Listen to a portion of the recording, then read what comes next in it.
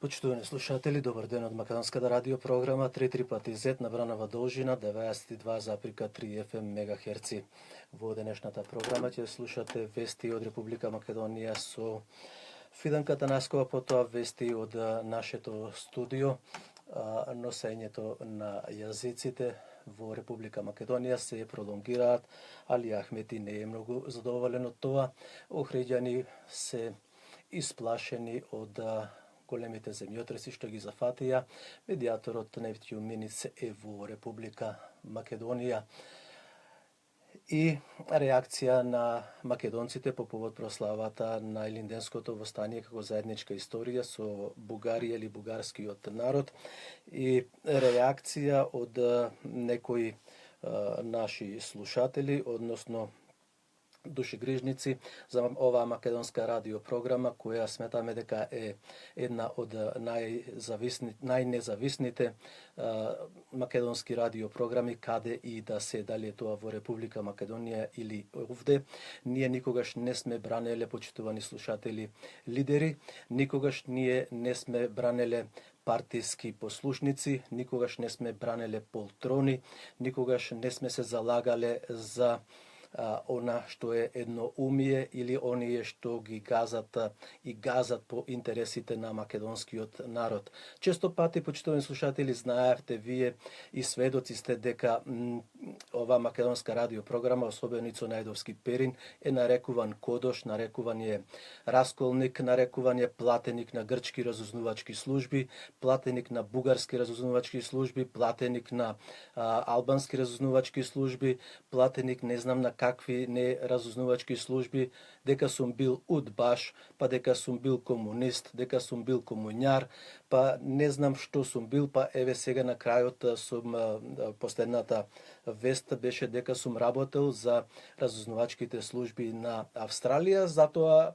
што сум го кажал ставот наш, мој, а и ваш, дека ние македонците од Австралија не браниме лидери, ние македонците од Австралија браниме македонски национални интереси, историја и Република Македонија, како и интересите на македонците каде и што живеат. Многу лесно се делат и се лепат тие етикети и продолжуваат така, како и сега во овој момент, затоа што не се сложуваме со мешетарите кои повторно налетаа во Република Македонија, меѓутоа исто така и не се сложуваме со славење на заедничка историја помеѓу македонскиот народ и бугарскиот народ. Ние сме два различни народа, ние имаме две различни истории, ние имаме две различни судбини. Ние не сме клани со еден нож, ние сме клани од нивниот нож, од бугарскиот нож во Република Македонија. Ако сакаат славење на Илинден на 2 август, можат бугарите да дојдат во Ваташа, да се поклонат пред младинците, да се поклонат во Пелинце. Ние имаме заедничка историја, меѓутоа тие биле окупатори. И што е најлошо, ако не си сега со новиот лидер, со новиот премиер, демек си против сопствената држава, против си македонскиот народ. И не можеме, почитувани слушатели, да бидеме лигуши како некој што се. Ние не можеме да бидеме тоа што не сме. Ќе останеме на браникот на македонските национални интереси, како што вели и мојот колега, историчарот Стефан Влахов Мицов, кој и тој предупредува дека овие последни моменти кои се во Република Македонија и одстапувањето, вековното одстапување на македонските лидери, не само од сега, туку и од порано, а особено сега. Зошто македонците никогаш, односно македонските лидери, никогаш не излегле во напад, онака со фудбалски термини, да кажам, во контранапади? Зошто не се одбраниме од Грција со македонците во егејскиот дел на Македонија? Зошто не се браниме со македонците од Пиринска Македонија? Зошто не се браниме со македонците од Преспа, од Голо брдо, од Гора? Зошто не се браниме со враќање на Прохор Пчински? Зошто не се браниме дека МПЦ не е призната од Српската православна православна црква? И зошто не се браниме кога Бугарија не признава македонски народ и македонски јазик? Албанија не има признато Република Македонија под уставното име.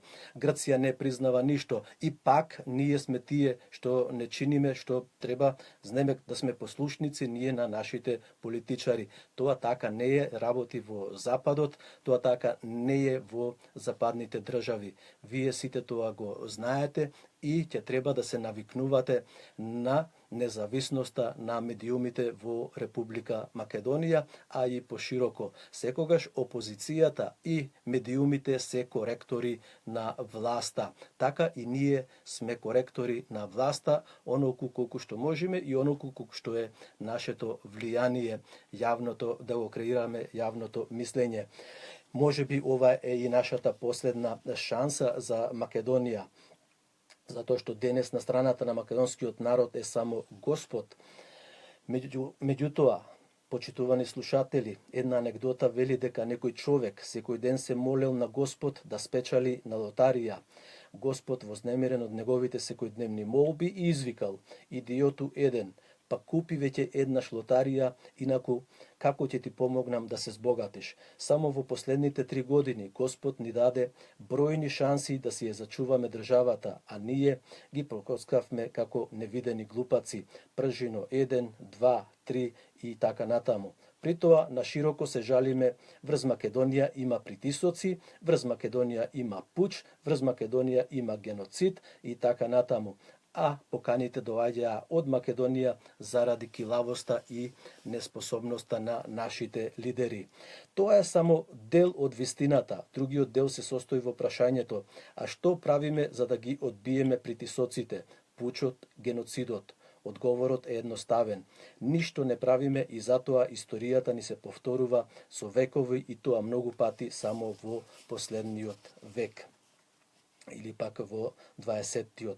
Психологијата на македонските револуционери и политичари да прифаќаат или лажна идеологија која ги води во канџите на соседите и братоубиството, или да го прифатат бараното за реално, а врз основа на тоа да се топорат со измислен ајдучки шмек, е добро позната на странците уште пред 1 век, како што реков.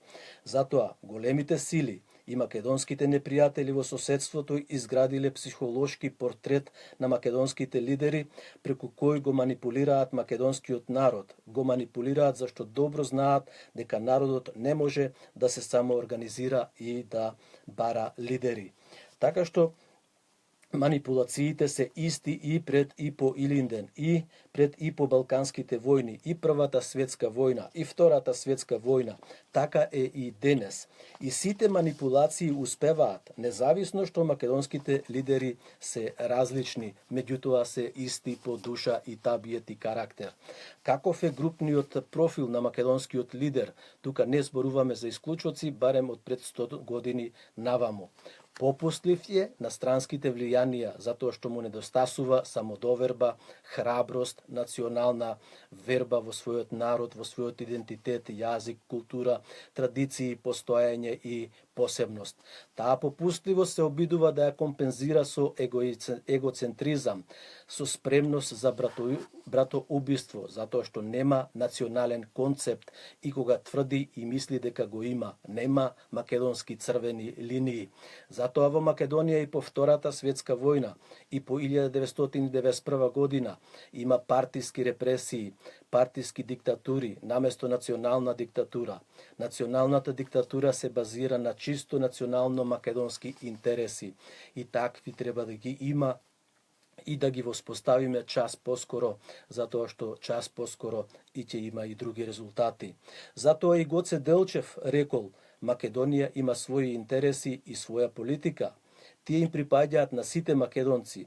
Оној што сака да работи на присоединувањето на Македонија кон Бугарија, Грција или Србија, тој може да се смета за добар бугарин, грк или србин, но не и за добар македонец. Така рекол некогаш Гоце Делчев.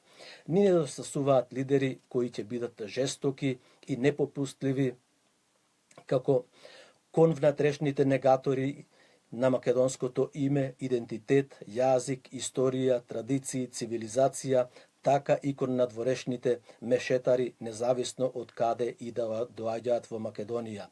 Што значи тоа, почитувани слушатели? Прво, односот кон денешниот свет да биде преку призмата на нашите веќе спомнати македонски национални вредности кои ги кажавме погоре. Кога станува збор за членство на Македонија во какви да било организации и сојузи, дали се тоа политички, дали се тоа воени, трговски, културни, спортски, критериумите да бидат целосно зачувување на македонските национални интереси.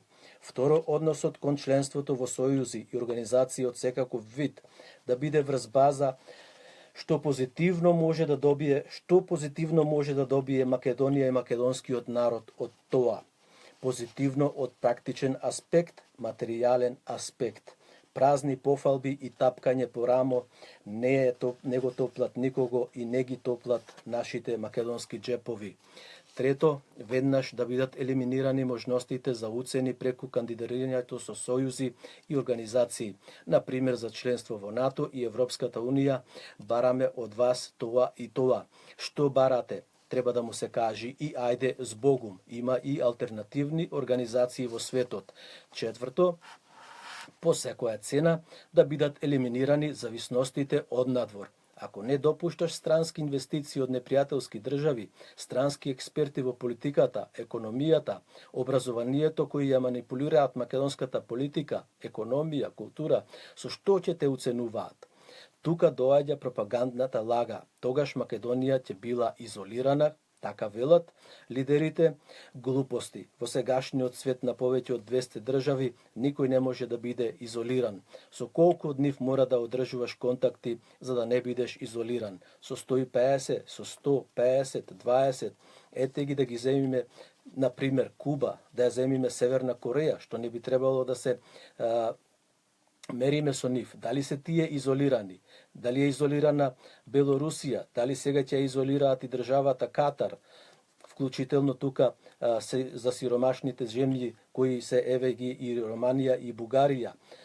Друга глупост е дека Македонија морала да попушта затоа што била на линијата на огнот меѓу секогаш стратешките интереси на Соединетите Американски држави и Русија.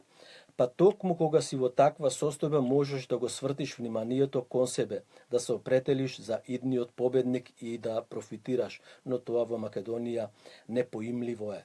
Но мора да го знаеш победникот, иако не е тешко да се види тоа. Мора да имаш и 3 чисти да се определиш официјално и да понесеш жртви, кои потоа ќе се компензираат. Ќе имало меѓуетнички судири, меѓу македонски судири. А кога во последните 2-3 века немало такви судири? Проблемот не е во судирите, туку во крајната цел. Македонската, Македонија, а не бугарска, грчка, албанска, српска, американска. Досега меѓу македонските судири не биле за македонска Македонија, туку за странски интереси. Барем тоа го знаеме од нашата историја. Кратко кажано, потребни ни се лидери и цврсти и едноставни, како денешните ќе ги споменам. За жал, косовските команданти, лидери кои знаат да удрат намаса и на терен и звукот да се слушне многу надалеку. Македонија ќе може да се одбрани во последниот момент само ако внатрешните и западните непријатели се соочат со нов тип македонски политичар, со нов профил и психологија на лидер кој ќе го поведе македонскиот народ во Република Македонија, во соседните држави, а и нас овде во диаспората.